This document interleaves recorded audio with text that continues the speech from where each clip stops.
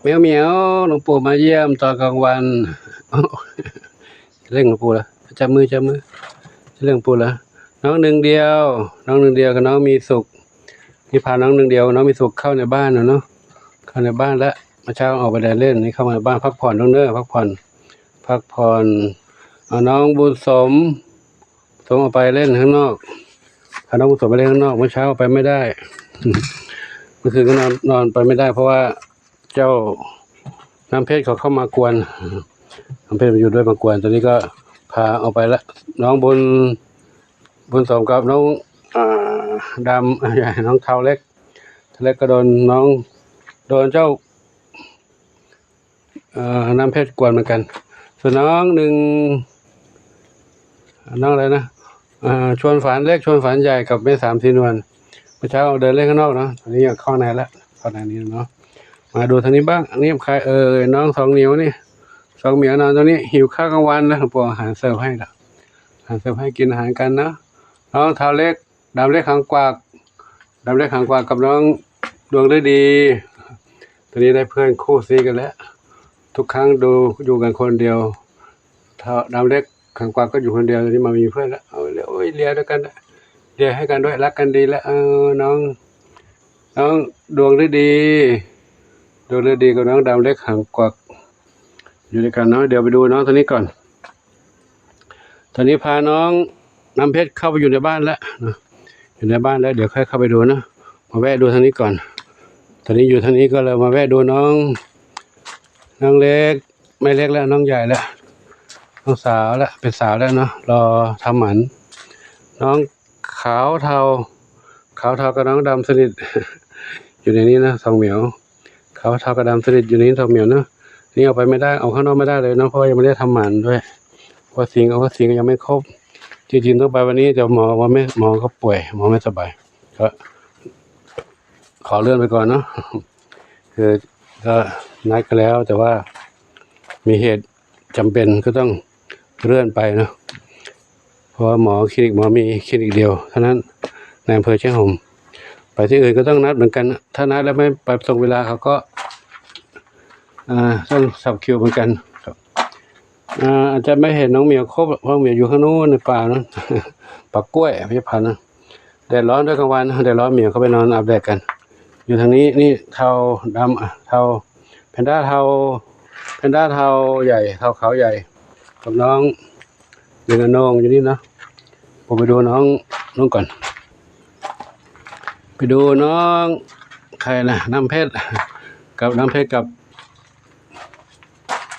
อยู่ทางโน้นเนาะดูแวะนี่ก็เจอใครนี่สี่ลูกสี่ก็โดนเขากวนเมื่อคืนนี้นอนเลยเรียกง่วงนอนแล้วเนาะกินอาหารตรงนั้นเลยลูกเนอะไม่ได้ลงมาข้างล่างทีนี้ปูปล่อยปูสมมาข้างนอกสมมาเดินเล่นก็มาแวะมาทักมาทายกันตรงนี้ก่อนทักทายกันตรงนี้ก่อนทางนี้ของสองเหมียวทับทวีกับเทาไม่ใช่ทับทวีกับส้มอ่อนอยู่ตรงนี้ตรงนี้ไปทางโน้นอีกกลางวันนี้เขาก็เหมียวจะหลับกันกลางคืนไม่ค่อยหลับน้องจินตลากับนวรัตน์อยู่นี่นะจินตลานวรัตน์หลับกันสบายเลยเมื่อคืนไม่ยอมหลับกวนกันกวนกับน้ำเพชรวันนี้คิดว่าจะพาน้ำเพชรเข้าบ้านไม่ได้แล้วแต่ก็ได้นะถึงก็เข้าได้น้องปุยฝ้ายนอนตรงนั้นปุยฝ้ายก็นอนตรงนั้นนะปุยฝ้ายกับน้ำเพชรนี่พันธุ์เดียวกันแต่เจอกันไม่ได้นะเพราะยังไม่ได้ทำหมันทั้งคู่เจอแล้วเดี๋ยวจะแพร่ขยายพันธุ์ลูกหลานให้หลวงปู่ตอนนี้มาอยู่ทางนี้เจอน้องว้ายใครเนี่ยนอนสบายเลยบุญชัยก็หลับสบายเลยนะบุญชัยนอนหลับสบายยกแข้งยกขาสบายพุงแล้วบุญชัยไม่มีเจ้าเนื้อหน่อยอ้วนกับใครหน่อยตรงนั้นน้องน้ำเพชรอยู่นั้นกันแล้วนะน้ำเพชรนี่อยู่นั้นเลยอาหารปูวางไว้นั่นลูกนะอาหารการกินหิวก็กินเลยลูกเลยวันนั้นลูกต้องเลี้ยงอยู่ในนี้ก่อนลูกนะควบคุมพื้นที่ก่อนลูกนะไม่งั้นกวนกันกัดกันเนาะเอาน้ำของท่าให้เรียบร้อยแล้วเนาะลูกเด้อ อยู่ในนั้นนะกว่าจะจับเข้ามาในนี้ได้ต้องหลายวันเขาปัดเปรียวเหมือนกันอ่ะแต่ตัวเขาอ้วนๆใหญ่ๆดูคิดว่าเขาจะแต่เขาฉลาดมีความฉลาดวนเวียนไม่ยอมเข้ามาง่ายๆแต่ด้วยความอะไรคงจะหิวด้วยแล้วเนาะความหิวด้วยแล้วก็อยากจะหลับจะนอนเดินมาเข้ามาตรงนี้ก็เลยพา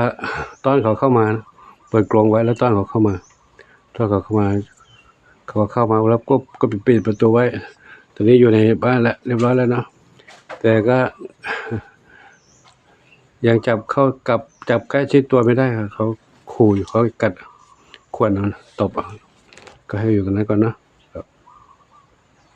คุณชายอยู่นี่ก่อนลูกนะออกข้างนอกไม่ได้ลูกปูเอาบุษบออกมาก่อนเนาะเดี๋ยวไปกัดกับบุษบอีกเนาะไม่ได้เนาะเดี๋ยวเป็นแผลเจ็บแล้วลูกนะเป็นแผลเจ็บไม่ดีนะนอนนี้ดูนี้นอนนี้เดินไม่ต้องไปนะลูกนะบุษบอยู่ข้างนอกนะเดี๋ยวจะกัดกันเนาะปุยฝ้ายนอนตรงนั้นปุยฝ้ายหานอนปุยฝ้ายนอนสบายลูกนะนอนนี่กันลูกเลยไม่ต้องลงมาอยู่นั่นแหละอยากมาห้องหลวงปู่เลยให้หลวงปู่อุ้มเหรอตอนนี้มีเพื่อนมาอยู่ด้วยกันนะมองเห็นอยู่นั่นลูกเชื่อมองข้างหน้ากันนะทางตะข่ายได้นะลูกเชื่อมองตะข่ายได้เนาะนอนได้เลิศนะนอนพักผ่อนเลิศพักผ่อนนะอันนี้ท้องเล็กนอนตรงนี้ลูกนะท้องเล็กนอนตรงนี้ท้องเล็กเพชรดำน้อยจินตลานวรัตน์อยู่กันตรงนี้นวรัตน์อยู่ตรงนั้นเนาะข้างนอกแดดเยอะแดดร้อนลูกนะถ้าใครชอบอาบแดดก็ไปอาบได้ข้างนอกนู่นอาบสักพักหนึ่งก็กลับเข้ามาได้เนาะเดี๋ยวปูเดินไปสักหน่อยสิเดินดูน้องเหมียวในบ้านที่พี่ไหมมีใครอยู่นั้นไหมมีใครอยู่ในบ้านไหม